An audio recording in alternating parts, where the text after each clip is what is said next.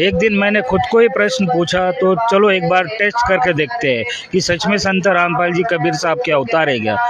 तो सितंबर 20 2020 में संत रामपाल जी महाराज मेरे सामने प्रकट हुए रात को 3:30 बजे, और मेरा हाथ पकड़ के मुझे बोला, बेटा तू चल मेरे साथ। तो सतलोक लेके गए, और सतलोक में उन्होंने दिखाया कि देख ले, मैं सिंहासन पे बैठा हुआ वो मैं ही हूँ, और जो मैं धरती पर हूँ वो भी मैं ही हूँ। और सतलोक में उन्होंने दिखाया कि देख ले, मैं सिंहासन पे बैठा हुआ वो मैं ही हूँ, और जो मैं धरती पर हूँ वो भी मैं ही हूँ। और सतलोक में उन्होंने दिखाया कि देख ले, मैं सिंहासन पे बैठा हुआ वो मैं ही हूँ, और जो मैं धरती पर हूँ वो भी मैं ही हूँ। और सतलोक में उन्होंने दिखाया कि देख ले, मैं सिंहासन पे बैठा हुआ वो मैं ही हूँ, और जो मैं धरती पर हूँ वो भी मैं ही हूँ।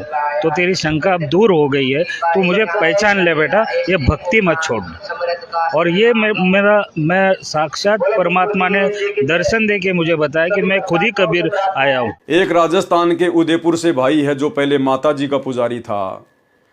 उसको कहीं से ज्ञान गंगा पुस्तक मिली, पुस्तक उसने पढ़ी, उसने सारे देवी देवताओं की पूजा करनी छोड़ दी।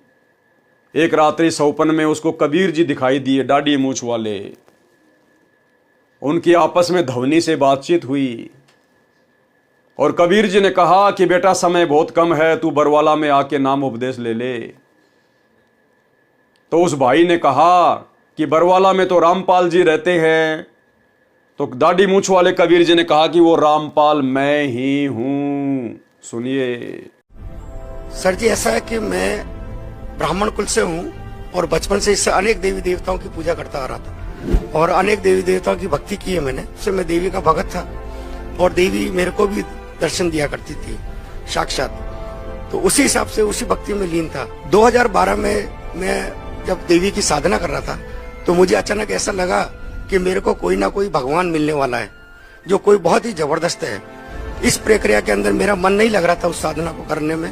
तो 2012 के बाद में दिसंबर के अंदर मेरे को एक मेरा मित्र था, उसने ज्ञान गंगा पुस्तक लाकर मेरे को दी। उस समय वो गुरु जी को, संत रामपाल जी महाराज जी को बहुत गालियां दे रहा था। तो मैंने उससे पूछा, भाई आप गाली क्यों दे रहे हो संत जी को? कि देखो ऐसा संत है, हमारे देवी देवताओं के बारे में ऐसा बताता है।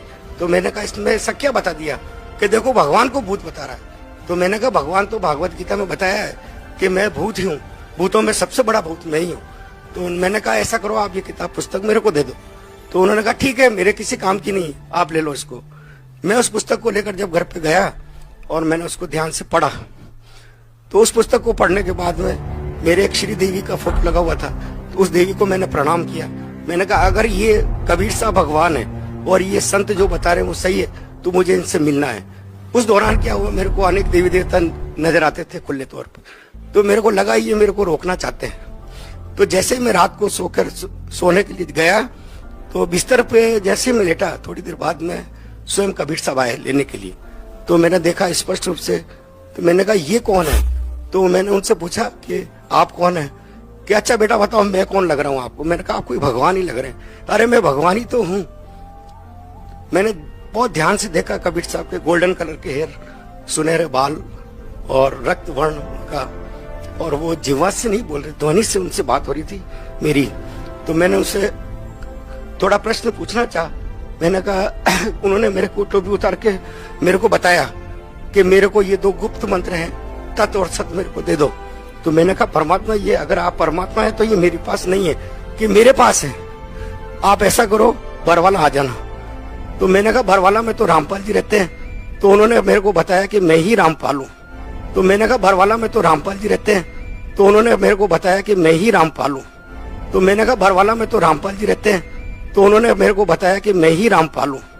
तो मैंने कहा बरवाला में तो रामपाल जी रहते हैं। तो उन्होंने मेरे को बताया कि मैं ही रामपाल हूँ, और आप वहां पर आ जाओ। मैंने कहा ठीक है। जाते जाते उन्होंने मेरे से कहा कि देर मत करना, बहुत तेजी से समय निकल रहा है बेटा, तुरंत चले आओ। एक राजस्थान के चूरू से भगत जी हैं, उनको भी कुछ इसी प्रकार का दर्शन परमात्मा ने करवाया, और उनको भी उसके बाद दृढ़ विश्वास हो गया कि संत रामपाल जी खुद ही कबीर जी हैं, जो धरती पर गुप्त रूप में लीला कर रहे हैं। सुनिए।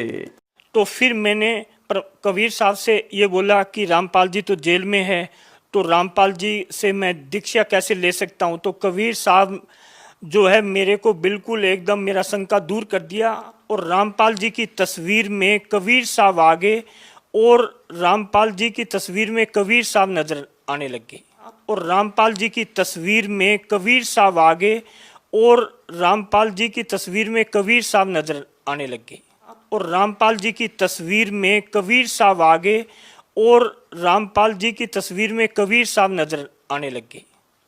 तब फिर मैंने सोचा कि मेरा शंका दूर हो गया कि रामपाल कबीर साहब ही रामपाल जी है। एक भाई ने तो बिल्कुल कलम तोड़ दी। परमात्मा उसकी आत्मा को सतलोक में लेके गए, वहीं से उनको बरवाला दिखाया कि देख मैं वहां रहता हूं बरवाला में। परमात्मा ने उसको नीचे भेज दिया और कहा कि तू बरवाला में आ जाना नाम दीक्षा लेने के लिए। उसके बाद वो बरवाला गया, नाम दीक्षा ली।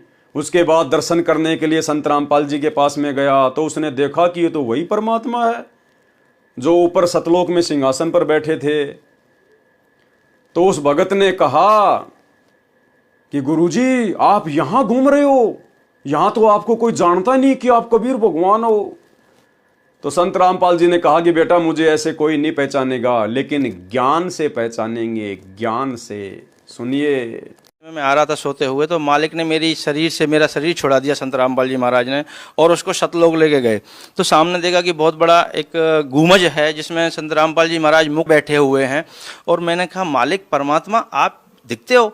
उन्होंने कहा हाँ मैं दिखाई देता हूँ, छू के देखो। छू के देखा, परमात्मा ने बहुत सारी बातें मुझे बताई, मेरा फ्यूचर दिखाया, मेरा पास्ट दिखाया, बताया कि तुम्हारा भाई समय समझा रहा है तो मैं समझ में नहीं आ रहा। मैंने कहा परमात्मा संत रामपाल जी महाराज पहले तो आप रुकिए, मैं आपको ये देख लूँ कि मैं अपने भाई को बता दूँ कि वो 10 साल से जिस चीज़ को बताता चला आ रहा है हम उसको जानते हैं, उस परमात्मा को जानते हैं और आप दिखाई देते हो। तो उन्होंने कहा ठीक है बता के बेटा तू अब यहाँ से निकल और वरमाला आइयो। मैंने कहा जी वरमाला कहाँ पे? तो परमात्मा ने संत रामपाल जी महाराज ने मुझे सतलोक से ही वरमाला का आश्रम दिखाया, कहाँ पे है कैसे है। मैं रोने लगा कि मालिक अब तो यहीं रख लो, अब यहाँ से जाने का तो दिल ही नहीं कर रहा है, यहाँ तो बड़ा अच्छा लग रहा है।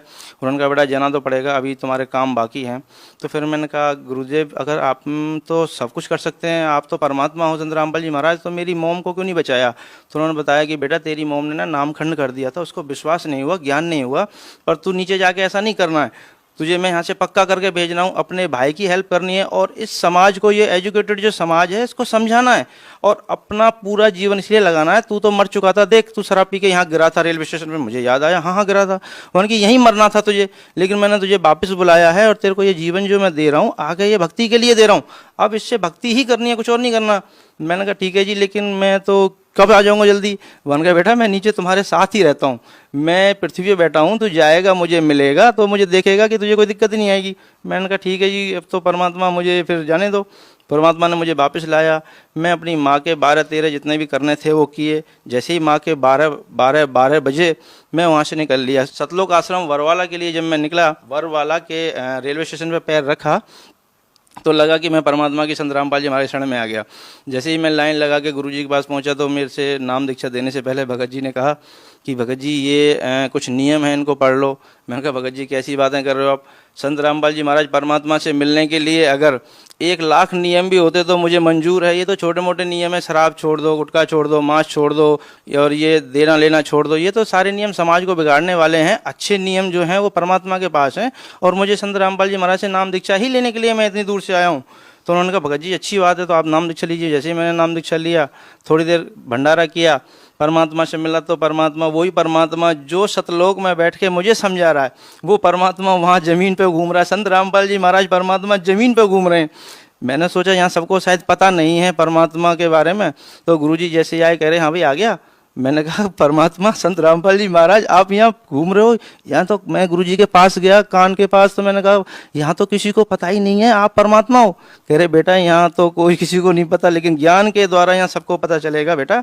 मैंने सोचा यहाँ सबको शायद पता नहीं है परमात्मा के बारे में, तो गुरुजी जैसे आए कह रहे हाँ भाई आ गया। मैंने कहा परमात्मा